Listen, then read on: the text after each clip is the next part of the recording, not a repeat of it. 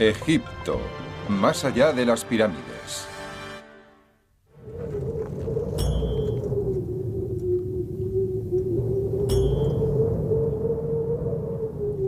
«35 siglos antes de nuestra era y 2500 años antes de los profetas del Antiguo Testamento, los egipcios ya reflexionaban sobre el tema más profundo y desconcertante de la existencia humana. Todas las sociedades se han enfrentado al mayor misterio de la vida, la muerte. Pero pocas han tratado la muerte de forma tan directa ni con tanto respeto, ceremonias y rituales como lo hicieron antiguos egipcios. Para ellos, la muerte formaba parte de un gran conjunto de ciclos. El Nilo crecía y decrecía, los cultivos se plantaban y se cosechaban, las personas vivían y morían. Pero si uno se hallaba bien preparado, el ciclo más importante empezaba después de la muerte.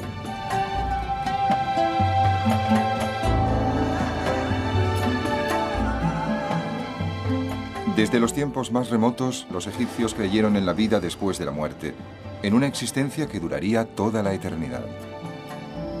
Para ellos, la muerte era una simple transición. En el antiguo Egipto, la muerte estaba siempre presente porque no suponía el final definitivo que representa para nosotros. Era un simple cambio de estado. Creían que iban a seguir viviendo en el más allá y que su espíritu, su fuerza vital y su personalidad serían capaces de superar el trauma de la muerte y pasar a la otra vida.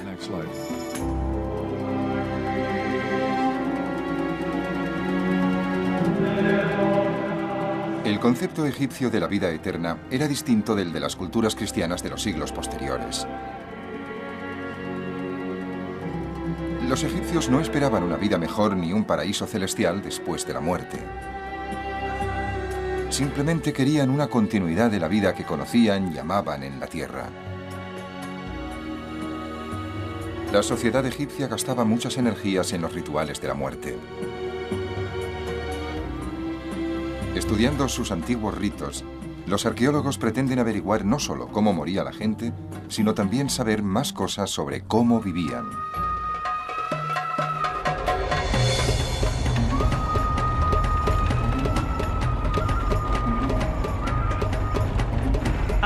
¿Cómo se acepta la muerte? Es una vieja cuestión. Los arqueólogos aún intentan descubrir cómo los antiguos egipcios respondían a esta pregunta. Nos dirigimos a través de los arrozales del delta del Nilo hacia un yacimiento de época muy temprana. Se trata de un cementerio del Imperio Antiguo que data de hace 4500 años. En él, el egiptólogo holandés Willem van Haarlem dirige una misión arqueológica internacional. Si no se nos rompe un eje por el camino, pronto estaremos allí.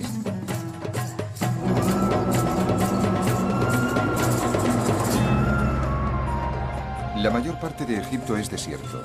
Por ello, los cuerpos de los antiguos egipcios que fueron enterrados en él han permanecido intactos durante miles de años. Pero las condiciones de la región del delta son muy distintas. Aquí, los diversos brazos del Nilo alimentan un nivel freático muy cercano a la superficie, lo que hace que la mayoría de cuerpos enterrados en el barro del delta se descompongan fácilmente. Me he reunido con Willem van Haarlem en el antiguo cementerio que está excavando en la región del delta.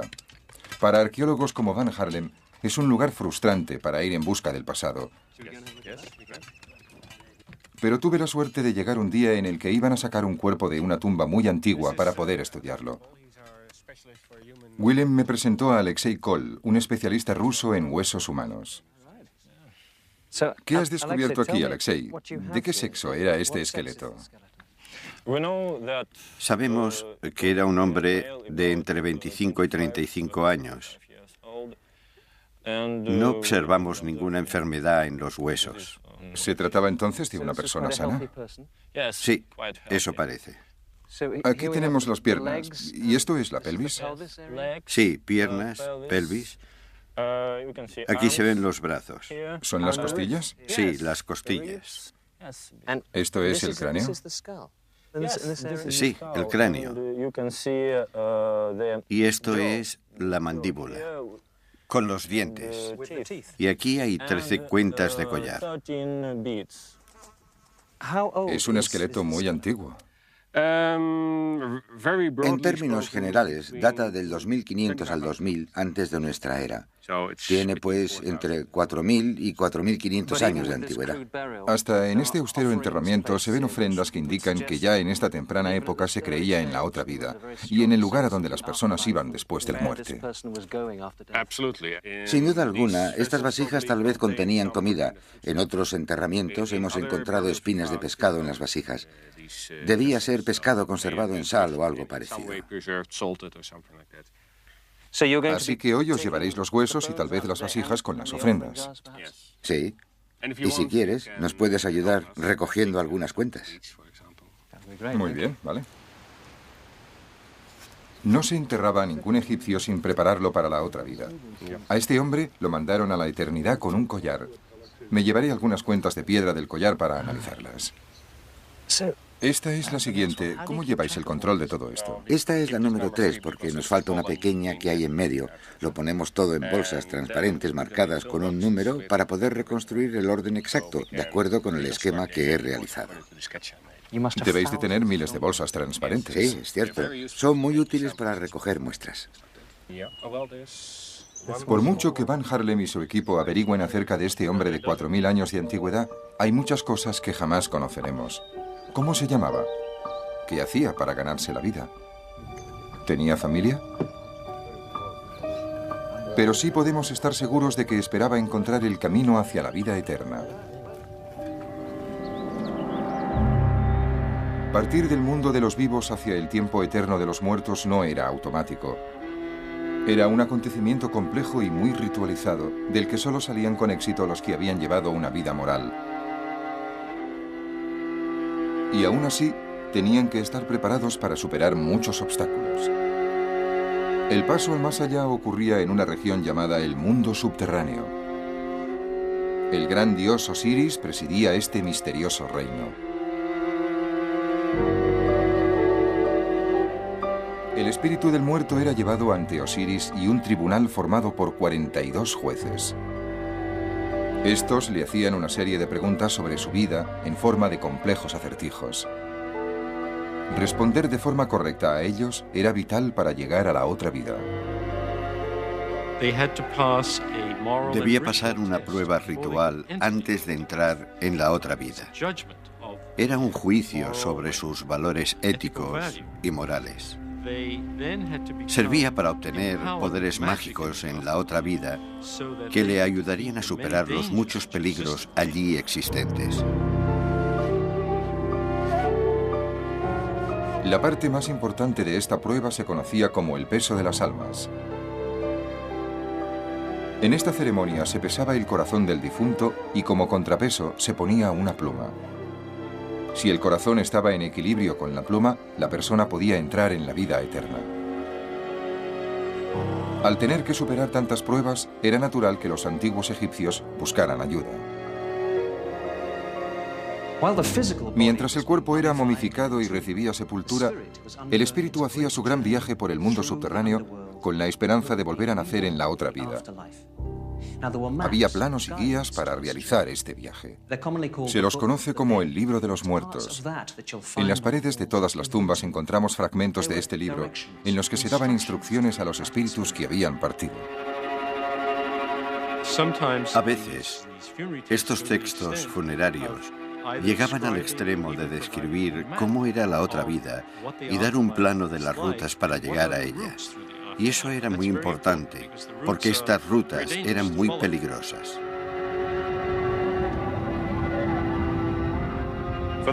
A los que no conseguían pasar la difícil prueba de entrar en la otra vida, les esperaba la mayor de las pesadillas para un egipcio.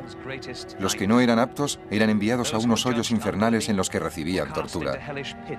Aquellos que no conseguían pasar la prueba eran presa de la gran bestia Amid, que se comía a los muertos. Para unas personas que amaban tanto su tierra y la vida que en ella habían llevado, tal vez su mayor temor era pensar que podían pasar a la eternidad sin su querido Egipto.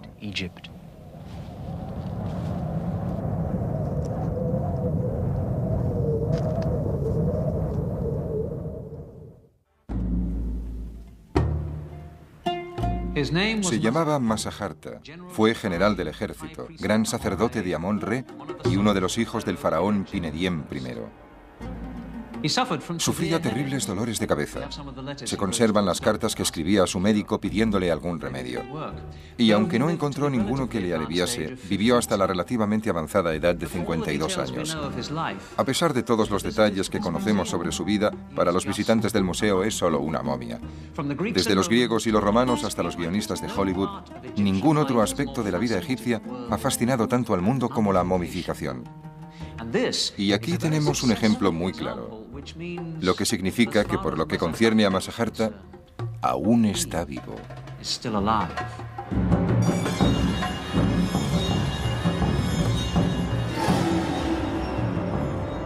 La fascinación del mundo por las momias no es un fenómeno reciente. A Napoleón le intrigaron cuando invadió Egipto en 1798. Los primeros arqueólogos estaban obsesionados con estos cuerpos conservados. Más que en el oro, concentraban sus esfuerzos en la búsqueda de momias. Pero a pesar de su celo, no eran siempre cuidadosos en la forma de tratar a los muertos. El resultado fue una mala comprensión del significado de la momificación y de cómo se realizaba esta práctica excepcional. Los antiguos egipcios creían que nuestro amigo Masajarta podía seguir viviendo después de la muerte solo si se conservaba su cuerpo. Creo que el hecho de que se tomaran tantas molestias deja claro que el cuerpo debía seguir existiendo en la otra vida, que tenía que poder ser rehabilitado y tomar de nuevo la forma de un ser humano vivo.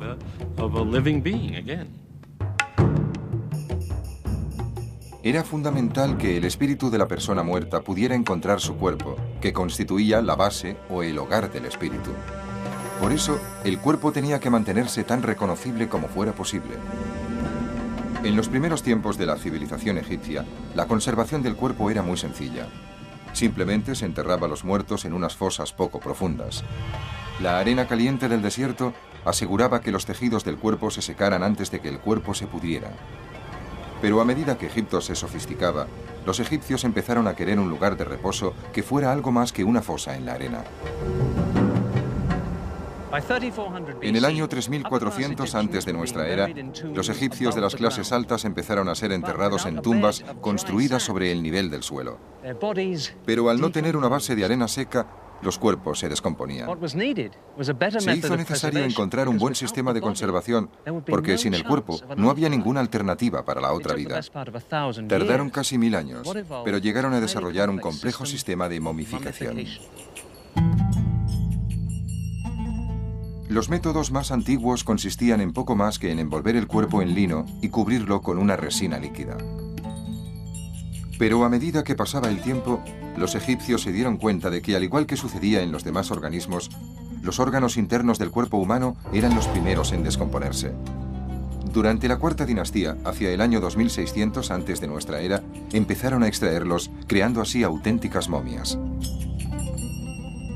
Progresivamente el proceso se fue haciendo más complejo hasta que llegó a su punto culminante en tiempos del Imperio Nuevo, hacia el año 1500 antes de nuestra era. La momificación se iniciaba con la evisceración. El cerebro se sacaba en trozos pequeños por la nariz. El estómago, los pulmones, el hígado y los intestinos se extraían mediante una pequeña incisión. Cada órgano se colocaba en un vaso canopo especial, como estos de aquí. Estos vasos se colocaban cerca de la momia, para que su espíritu pudiera reconocer sus partes dispersas.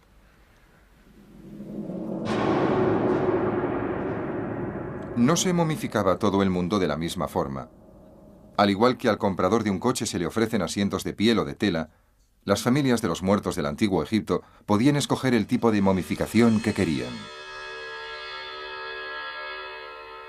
Tanto las clases altas como las más bajas deseaban conservar de la mejor manera posible los cuerpos de sus muertos, pero esto era sin duda una cuestión económica. Las clases inferiores no podían permitirse una momificación muy minuciosa.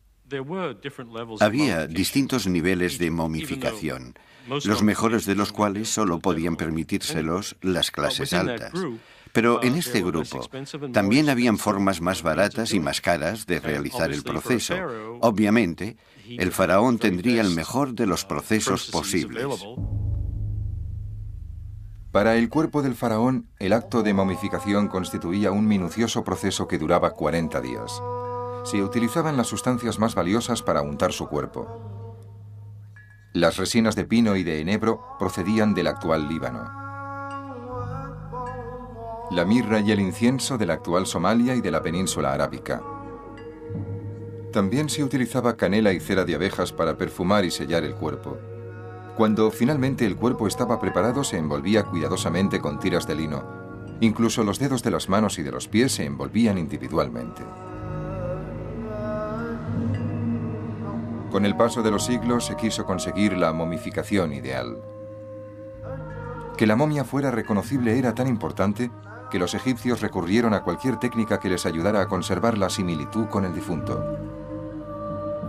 El rasgo facial más evidente del gran faraón Rameses II era su nariz aguileña.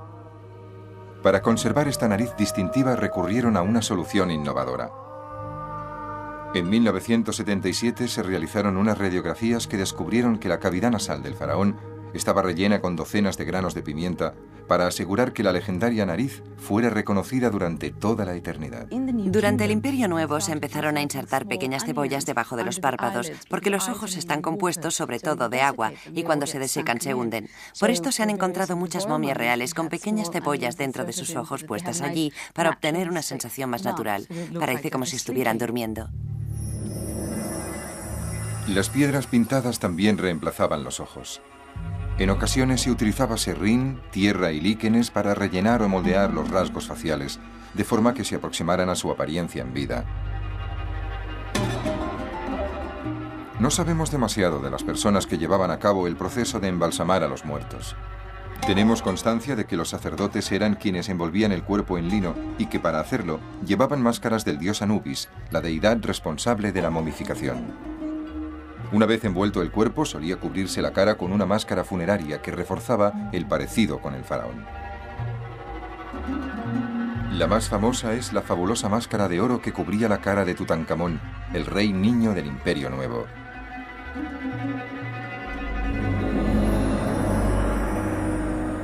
Casi todos los expertos coinciden en afirmar que cuando los romanos ocuparon Egipto en el siglo I antes de nuestra era, los niveles de momificación habían cambiado. A pesar de que seguía siendo una práctica de importancia vital para los egipcios, la calidad del trabajo de los embalsamadores había disminuido. Hay historias arqueológicas terroríficas, como la de desenvolver lo que parecía una momia perfectamente normal y descubrir que estaba formada con partes de distintos cuerpos que se habían colocado juntos y que la familia había identificado como el señor X o la señora Y. Ese cuerpo se entregaba para ser enterrado. Parece ser que el proceso de momificación no era a veces muy meticuloso. Lo que nunca cambió fue la creencia de que la momia debía parecerse al difunto. Estos maravillosos retratos del muerto se pintaban en tablas y se ponían encima de la cara de las momias. Son de estilo romano, pero muestran caras de egipcios. Miran fijamente al tiempo, con la esperanza de que se les conceda el deseo de pasar la eternidad con los dioses.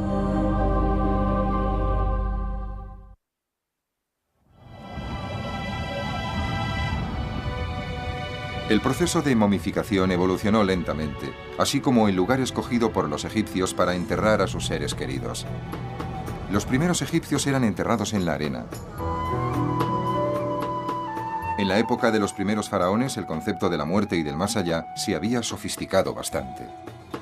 Por eso los egipcios empezaron a buscar mejores sistemas para enterrar a los muertos. Hacia el año 3000 antes de nuestra era, la actitud de los egipcios acerca del lugar donde enterrar a los difuntos empezó a cambiar.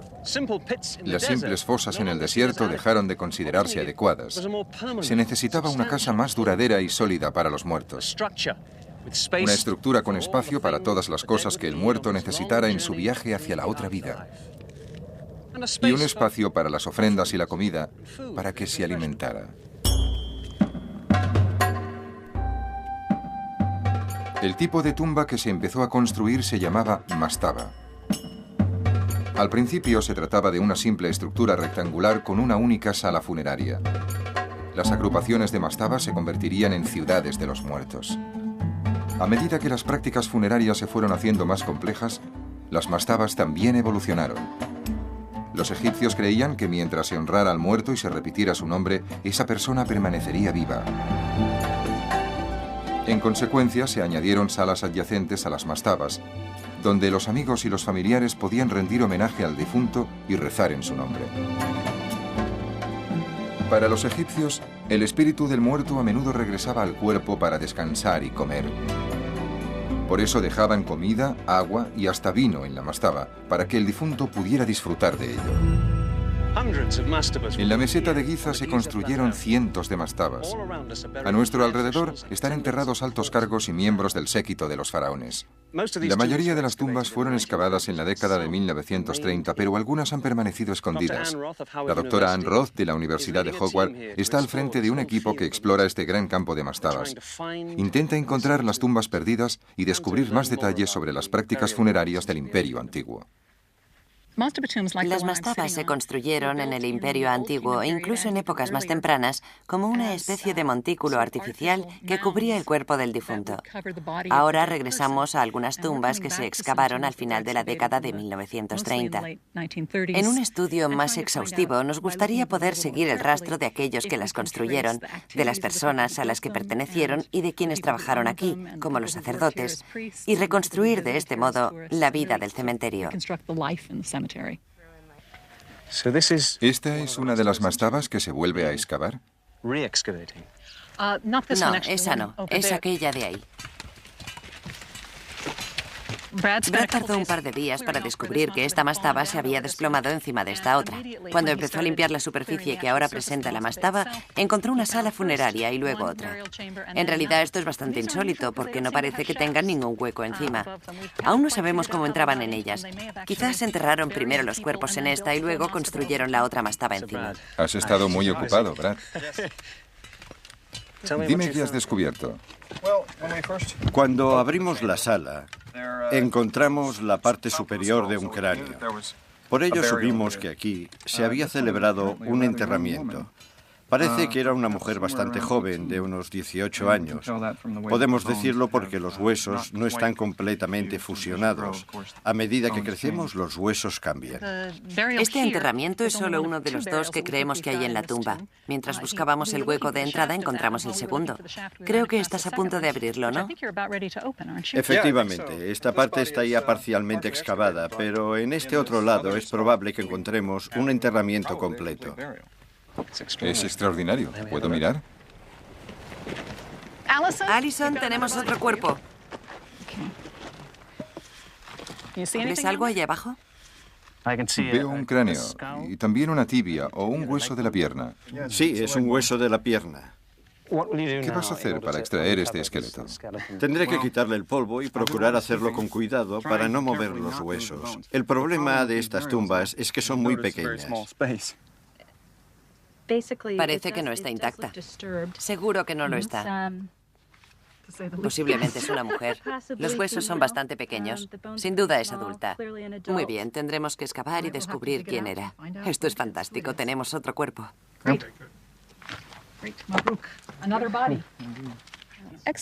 Sacar cuerpos a la luz tiene algo de profanación, ya que se trata de restos humanos. Tenemos que recordarlo constantemente y tratarlos con mucho respeto. Encontramos un cuerpo que tenía las manos detrás de la cabeza y ésta descansaba sobre una pequeña almohada de piedra. Eso dice mucho sobre su personalidad y nos sentimos realmente unidos a las personas de este antiguo pueblo que están enterradas en estas tumbas. Este es el cráneo de alguien que murió hace 4.400 años. Tenía entre 30 y 39 años de edad, tal vez 35. Morir a esa edad no era nada extraño. Es un caso interesante. Presenta un absceso dental muy activo. Aquí se puede ver el absceso. Está en el primer molar izquierdo. También hay dos caries aquí, probablemente muy dolorosas, que tal vez estuvieron relacionadas con su muerte. Es posible morir de un absceso dental si no se trata. Los egipcios tenían una tasa muy alta de desgaste dental porque molían el grano con ruedas de molino de piedra, lo que hacía que la harina contuviera mucha arenilla. También había mucho polvo ambiental. Comer durante toda la vida un pan así era como masticar papel de lija. Con su trabajo, Anne Roth y sus colegas pueden ofrecer a los antiguos egipcios que estudian la vida eterna que ellos tanto deseaban. Espero que les alarguemos la vida al estudiarlos y que podamos contar algo sobre su vida, porque los antiguos egipcios creían que una parte de nuestra alma estaba formada por lo que los otros sabían de ti. Así, al establecer esta conexión con los muertos, esperamos reparar cualquier falta de respeto que podamos cometer con sus huesos. Los huesos que había en estas mastabas de Giza pertenecían a personas corrientes, de clase media. Pero hasta a los faraones les llegaba la muerte.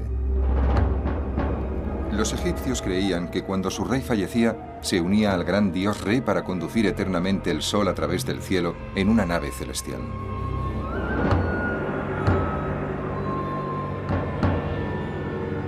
Con el fin de asegurarse de que los faraones tenían una nave a su disposición para realizar este viaje tan importante, a veces enterraban barcas como esta cerca de las tumbas reales. A primera vista, parece poco probable encontrar una barca real en este lugar, y mucho menos una flota. Estos grandes muros son casi todo lo que queda de un gran complejo de templos funerarios.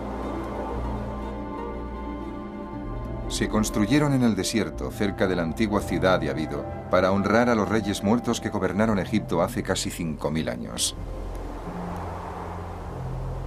En 1991, el doctor David O'Connor, del Instituto de Bellas Artes de la Universidad de Nueva York, hizo un descubrimiento desconcertante. Encontró la primera de una serie de barcas enterradas en el exterior de estos muros. Cuando llegué, se estaban realizando nuevos descubrimientos. Matthew Adams, el director asociado del proyecto, nos ha contado cómo se descubrieron estas antiguas barcas. Al trabajar en esta zona nos dimos cuenta de que había unos muros poco habituales que asomaban por encima de la arena. Os los voy a mostrar. Sí, se ven perfectamente. Primero creímos que eran las paredes de algún edificio.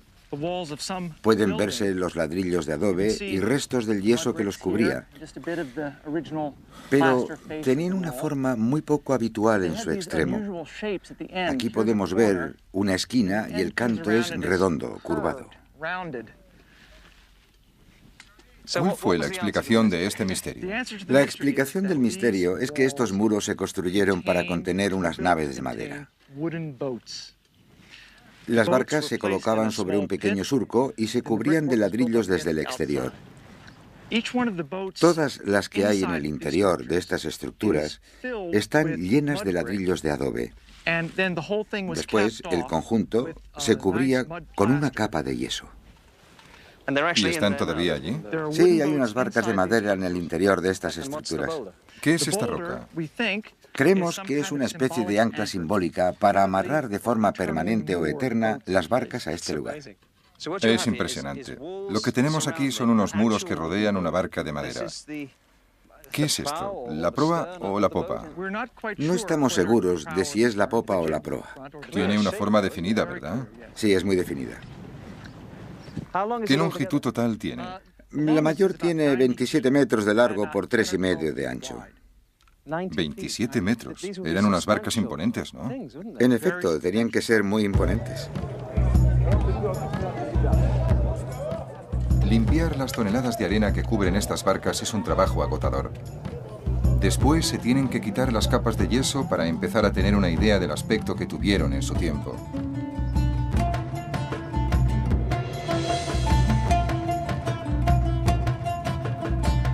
Cuando se quite la arena, será posible descubrir las tablas de madera de estas largas y estrechas naves que se colocaron aquí hace 5000 años.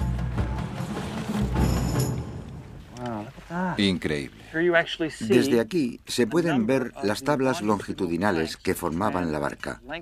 Vemos los espacios entre ellas. Estas tablas parecen bastante gruesas. Es cierto, tienen 7 centímetros de grosor. Aún no sabemos su longitud. No hemos excavado lo suficiente. ¿De qué madera se trata? Parece madera de cedro del actual Líbano. A 1.600 kilómetros de distancia. Así es.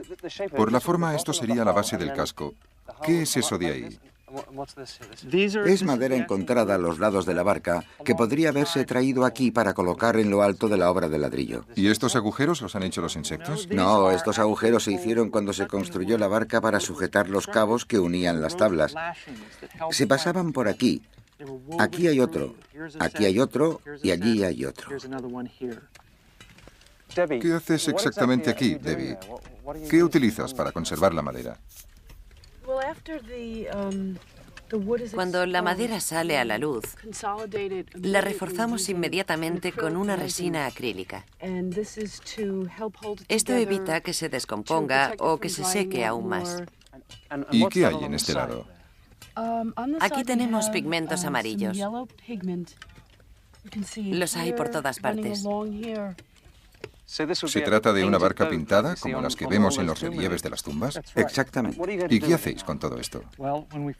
Bueno, cuando terminemos de reforzar la madera, intentaremos sacar todas las piezas, una por una, y realizar un estudio más minucioso. ¿Pero no hay 12 barcas? Así es, de momento trabajamos en esta durante muchos años. Creímos que solo había 12, pero nos llevamos una sorpresa hace unos pocos días. Te lo voy a enseñar. Sabíais que había 12 barcas. Sí, detrás de ti está la número 12. Hasta hace 2 días habría jurado que solo había 12. Pero en la excavación de esta temporada apareció esta línea de obra de ladrillo. Se trata de la barca número 13. Entonces podría haber muchas más. ¿Podría haber cientos de barcas enterradas por todo el desierto? Es posible. Tenemos un complejo naval muy antiguo, ¿no? Tenemos una flota real amarrada en pleno desierto. Aún es posible descubrir secretos en Egipto.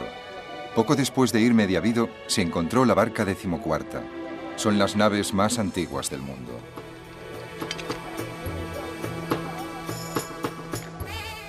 La flota real que Matthew Adams y su equipo intentan salvar se enterró cerca de las mastabas de los primeros reyes. Después de siglos de utilización de la mastaba, los ritos funerarios se complicaron.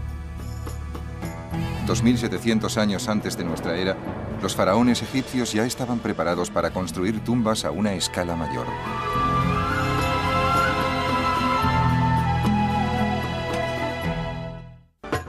Durante siglos la mastaba había cubierto las necesidades de los muertos, pero a medida que el imperio antiguo avanzaba, Egipto llegaba a su momento de mayor prosperidad. Entonces los faraones necesitaron algo más, no solo una tumba, sino un monumento dedicado a su propia grandeza.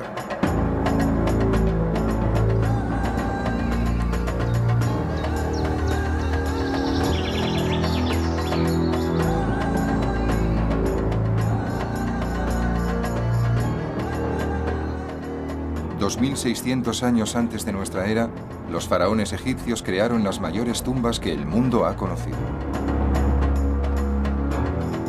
La mayor está formada por casi 2,5 millones de bloques de caliza, cada uno de los cuales pesa 2,5 toneladas. Las pirámides se empezaron a construir durante el Imperio Antiguo y fueron el lugar de descanso final para los faraones durante unos 9 siglos. Sin embargo, levantar estos grandes mausoleos requería contar con muchísimos recursos. Incluso la construcción de las pirámides más pequeñas ponía a prueba la economía egipcia.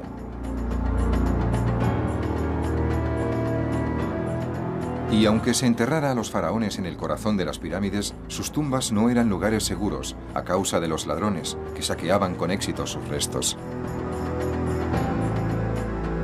Al final del Imperio Antiguo, la realeza egipcia empezó a buscar otros lugares donde sus muertos pudieran descansar en el largo y difícil viaje hasta la inmortalidad.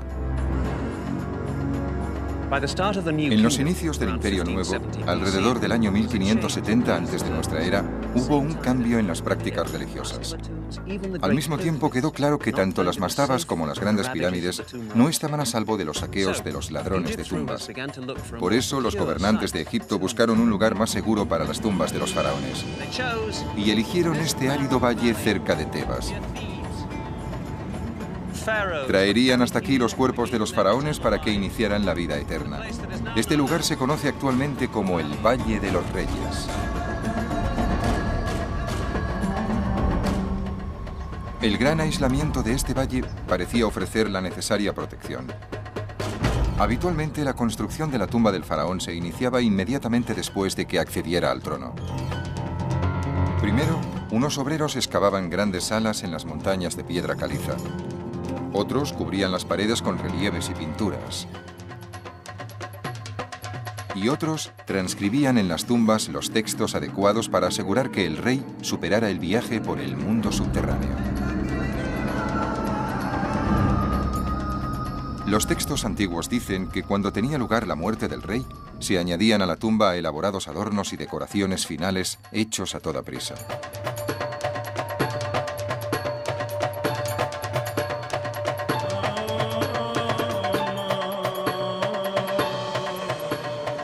Acabada la momificación, el cuerpo del faraón se trasladaba en barca por el Nilo. Después, un séquito de sacerdotes y el cortejo fúnebre acompañaba la momia mientras arrastraban lentamente su ataúd por el camino polvoriento del valle hasta llegar a la tumba.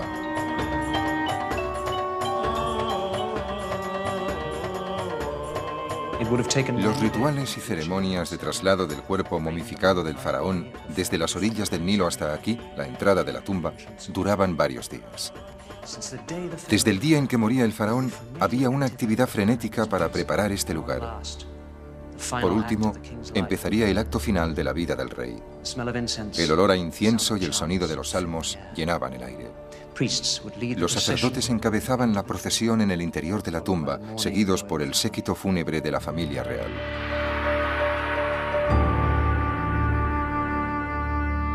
Al final, la procesión llegaba hasta este lugar, la cámara funeraria, en el corazón de la tumba.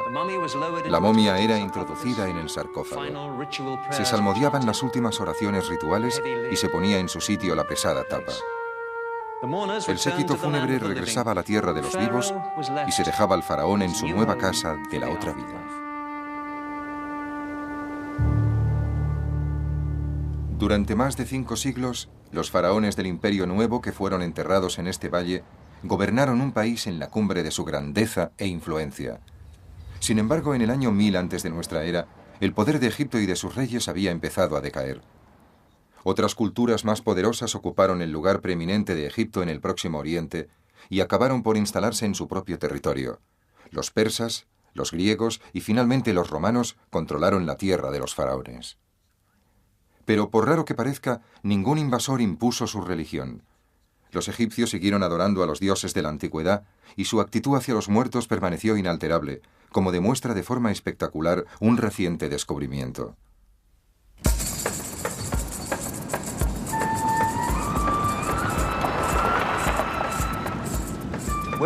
Estamos en el mayor desierto del oeste de Egipto, a 300 kilómetros del Cairo. No es un lugar para tener un pinchazo. En el exterior hay una temperatura de 47 grados. Contemplando este lugar, parece imposible que pueda existir algo entre esta zona y la frontera con Libia, a excepción de calor, piedras y arena. Pero no es así. Hay ciertos lugares donde las depresiones del suelo desértico consiguen llegar hasta grandes suministros de agua. El resultado son 5 oasis exuberantes. Nos dirigimos a uno de ellos, el de Bajarilla, en el que el arqueólogo egipcio Zahi Hawass supervisa los trabajos de un increíble descubrimiento. Cuando Egipto pasó a formar parte del Imperio Romano, este gran oasis de Bajarilla era una próspera comunidad de 10.000 personas. En el siglo V antes de nuestra era, el oasis era famoso por sus dátiles y su vino. Hoy lo es por el accidente que tuvo un asno. En 1996, un obrero guiaba a su asno por el oasis de Bajarilla. De pronto, la pata del animal se hundió en la superficie del desierto. Había un agujero. El hombre miró en su interior y vio muchísimas momias. Eran las primeras de lo que se convertiría en el mayor escondrijo de momias jamás encontrado. Casi 4.000 años después de que empezara el ritual de momificación, estas momias presentan un aspecto algo distinto a los ejemplos más antiguos. La mayoría no tienen sarcófago. En cambio, llevan la cara recubierta con una máscara de un material parecido al papel maché, llamado cartonaje. Sin embargo, muestran que no había cambiado la importancia que los egipcios daban a la preservación del cuerpo. El cartonaje dorado de estas máscaras ha dado nombre a este lugar. El Valle de las Momias Doradas.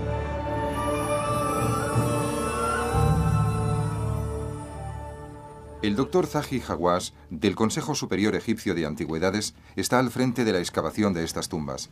Me ha contado el trabajo que han realizado hasta ahora. ¿Qué tumba es esta?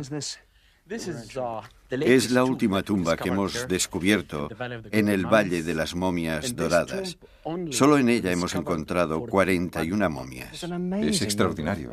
Jamás he visto tantas momias juntas. Lo interesante de las momias halladas aquí es que las hay de 3 tipos distintos. Esta de aquí tiene la cara cubierta de oro, mientras que esa otra solo está envuelta con lino. Tienen una forma muy bella. Sí. Y esta momia está cubierta de un cartonaje en el que podemos ver pinturas con escenas de dioses y diosas. Mira a este niño. Nos llevamos a un niño así para hacerle una radiografía, pero este, creo, es un niño que tendría una edad de 2 años como máximo. Es precioso. Y está muy bien conservado. Por eso creo que no es correcto afirmar que la momificación se deterioró durante la época romana. Eso no es cierto. Está en muy buen estado de conservación. Creo que la momia que está ahí, este hombre, podría ser la del cabeza de familia. Porque está en el centro. Sí, está situada en el centro de la sala y la colocaron en una especie de nivel superior. Por eso creo que es el cabeza de familia. Es muy conmovedor ver a toda una familia enterrada así. Sí. ¿Sucede lo mismo en otras tumbas? Cada momia es distinta de cualquier otra y nos cuenta una historia diferente. Vamos.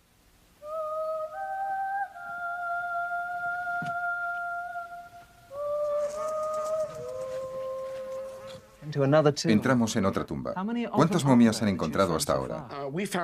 Hasta este momento, contando todas las tumbas, hemos encontrado 207 momias. En esta sección, si miramos bien esta momia, veremos los ojos incrustados. Es excepcional. Es muy bonita con el oro y el cartonaje. ¿Se trataba de una persona rica? Si la momia tenía oro, es que la persona era rica. Y esto es yeso, ¿no? Sí, me parece que es la de una novia. Murió antes de casarse y creo que su familia le puso maquillaje en los labios y en las mejillas para que pudiera casarse en la otra vida. ¿Y cuántas tumbas más como esta cree que encontrará? Creo que pasaré el resto de mi vida excavando, descubriendo los secretos de las tumbas y muchas historias sobre la vida de estas personas. Ya he dicho muchas veces que al menos descubriremos 10.000 momias. Por eso le llamo el Valle de las Momias Doradas. Es fácil pensar que la momificación solo afectaba a los grandes faraones. Sus tumbas han llamado mucho la atención y han costado mucho esfuerzo a los arqueólogos. Pero en las tumbas de Bajarilla no hay miembros de la realeza, sino personas corrientes. Un padre enterrado con su hijo sobre el pecho. Una mujer que mira la momia del hombre al que amó. Todo esto nos recuerda que los ciudadanos medios del antiguo Egipto también intentaban engañar a la muerte y evitar la corrupción del cuerpo. Durante casi 4.000 años, la momificación formó parte importante de la vida familiar egipcia.